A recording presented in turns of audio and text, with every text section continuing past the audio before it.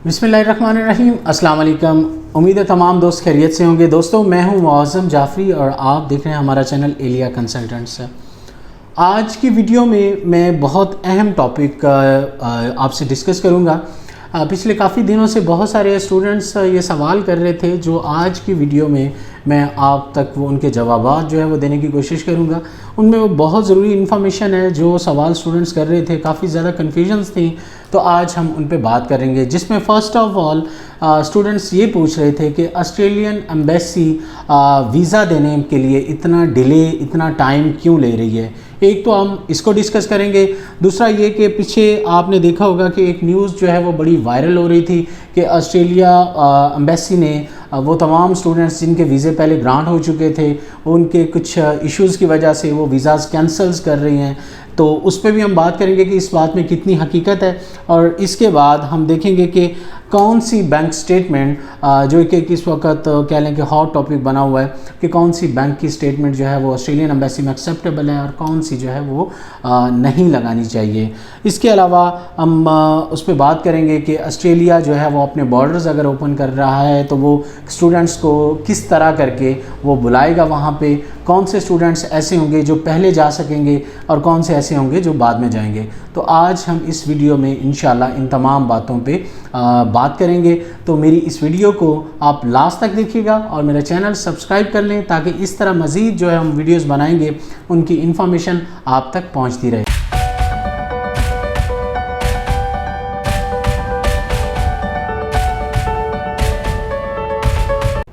तो सबसे पहले मैं बात करूंगा ऑस्ट्रेलिया के वीज़ाज़ इस वक्त जो एम्बेसी के अंदर हैं या न्यू स्टूडेंट्स जो अप्लाई कर रहे हैं उनमें टाइम क्यों लग रहा है। ऑस्ट्रेलियन एम्बेसी पिछले 3-4 माह से क्यों इतना वीज़ा प्रोसेस को डिले कर रही है। तो उसमें जो मेन रीज़न्स हैं जो मेरे सामने आई हैं उनमें 2 वजूहात हैं जो मेन जिसकी वजह से ऑस्ट्रेलियन एम्बेसी टाइम ले रही है। एक तो ये कि आप सब लोग जानते हैं कि ऑस्ट्रेलिया ने रिसेंटली अनाउंस किया है कि वो अपने बॉर्डर जो है वो न्यू साउथ वेल्स जो उसकी स्टेट है उसके ओपन करने जा रहे हैं। एक तो ये भी रीज़न है कि ऑस्ट्रेलिया अगर अभी जो बाकी स्टूडेंट्स हैं उनको भी वीज़ा देना शुरू कर देता है तो इस तरह उनके ऊपर काफ़ी रश हो जाएगा, क्योंकि सबसे पहले तो वो उन स्टूडेंट्स को बुलाएंगे जिनके वीज़ाज़ ऑलरेडी हो चुके हैं। अब उन स्टूडेंट्स के लिए प्लान्स आगे वो बना रहे हैं, क्वारंटाइन का सिस्टम जो है उसको वो बेहतर बनाने की कोशिश कर रहे हैं। तो उन स्टूडेंट्स को वो पहले बुलाएंगे और उसके बाद फिर step by step visa processing में जो है वो फास्टली प्रोसेस होगा। तो एक तो ये रीज़न है कि ऑस्ट्रेलिया क्योंकि ज़ाहिर है अगर वो अभी जितने केसेस हैं एम्बेसी में अगर उनको वो अप्रूव करती है, अगर उन स्टूडेंट्स को वीज़ा ग्रांट करती है तो ज़ाहिर है इन तमाम स्टूडेंट्स को भी बुलाना पड़ जाएगा, जो कि अभी फ़िलहाल जो है वो मुमकिन नहीं है, क्योंकि नए केसेस जितने भी सबमिट हो रहे हैं एम्बेसी सिर्फ़ और सिर्फ इसलिए डिले कर रही है कि पहले उन तमाम स्टूडेंट्स को वो वहाँ पे खैर वाफियत से वो बुला लें और उसके बाद फिर दूसरे स्टूडेंट्स को वो स्टेप बाय स्टेप बुलाएंगे। तो दूसरा जो टॉपिक था हमारा, दूसरी जो बात थी मेन कि ऑस्ट्रेलिया में कौन सी ऐसे बैंक्स हैं जिनका इस वक्त इशू चल रहा है, उनकी वजह से काफ़ी सारे स्टूडेंट्स का हर्ज ये हो रहा है कि उनका वीज़ाज़ जो है वो डिले हो रहे हैं। तो वो कौन से ऐसे बैंक्स हैं जिनकी स्टेटमेंट लगानी चाहिए और वो कौन से हैं जिनकी अवॉइड करनी चाहिए। तो मैं इस वीडियो में उन बैंक्स के नाम जो है वो नहीं लेना मुनासिब समझता। तमाम स्टूडेंट्स जानते हैं कि इस वक्त वो कौन से ऐसे 2 बैंक हैं जिनका यूके के लिए और ऑस्ट्रेलिया के लिए प्रॉब्लम्स चल रहे हैं। तो काइंडली उन बैंक्स की स्टेटमेंट्स को अवॉइड करें, कोशिश करें कि अपने जो फाइनेंस हैं आपके, अपनी जो आपकी बैंक स्टेटमेंट है वो जो कमर्शियल बैंक हैं उनकी अरेंज करवाएं। और क्योंकि इस वक्त जितने भी वीज़ाज़ डिले हो रहे हैं उनकी एक रीज़न ये भी है। एक तो बॉर्डर्स की मैंने आपको रीज़न्स बताई, क्योंकि बॉर्डर्स ओपन होने जा रहे हैं तो वो तमाम स्टूडेंट्स को वो एक साथ नहीं बुला सकते, इसलिए थोड़ा प्रोसेस रोका हुआ है। सेकंड ये भी रीज़न है कि जो बैंक इस वक्त एम्बेसी की नज़रों में वो कह लें कि डिफ़ॉल्टर हो चुका है, उस बैंक का स्टेटमेंट लगाना आपके लिए वो बेहतर नहीं होगा। लेकिन आप जानते हैं कि वो बहुत सारे ऐसे कंसल्टेंट्स इस वक्त उन्होंने उस स्टेटमेंट को जो है वो यूज़ किया हुआ है।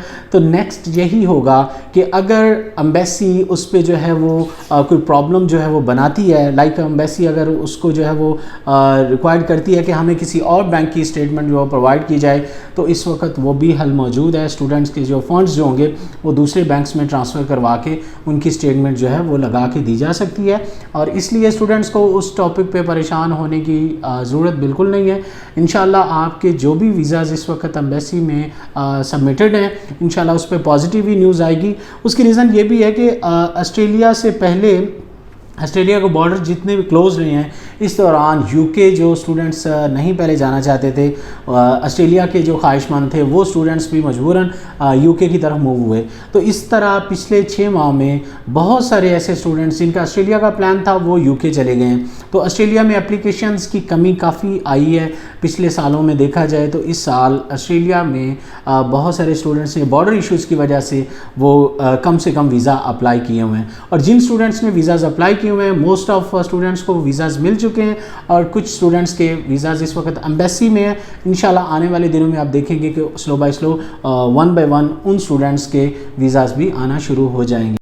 तो लास्ट पे हम बात करेंगे, इस वक्त स्टूडेंट्स काफ़ी परेशान हैं इस मामले को लेके, और बहुत सारे स्टूडेंट्स मुझसे क्वेश्चन करते हैं कि सर ये क्या मामला है, इस पे आप थोड़ा सा हमें ब्रीफली गाइड करें।